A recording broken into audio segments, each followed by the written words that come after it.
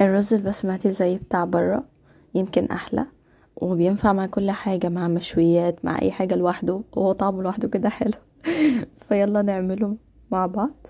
هو احنا في الاول هنحط شوية زيت وننزل عليهم ببصل وثوم مفرومين، وبعدين بقى هننزل عليهم بجزر مبشور. الجزر هنا بيدي لون، يعني هو اصلا مع التقليب كده بيدي لون من قبل ما نحط اي توابل، من قبل ما نحط اي حاجه. بعد كده هننزل بقى بالرز البسمتي. الرز البسمتي يكون مغسول وسايبينه يتصفى على جنب من غير اي ميه، نفضل نقلب فيه مع البصل مع الجزر شويه. وبعد كده كل ده على نار عالية عادي. بعد كده بقى هننزل بالتوابل. انا هنا حطيت ملح وفلفل، كركم وكاري، ما تزودوش من الكاري عشان الرز ما يمررش. واستخدمت بودرة زعفران طبعا المضروبة، بس يعني لو عندكم الاصلي ممكن تحطوها في المية اللي هتسقوا بيها الرز، بتدي برضو طعم حلو.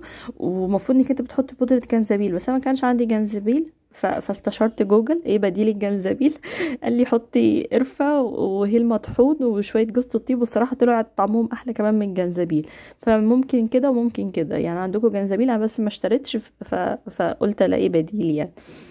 بس. وبعد كده بقى ننزل بميه سخنه مغليه عليه لحد ما يبقى مغطي الرز كده، ما نزودش الميه. وهنزل لكم تفاصيل التسويه تحت الفيديو. بس كده بألف هنا.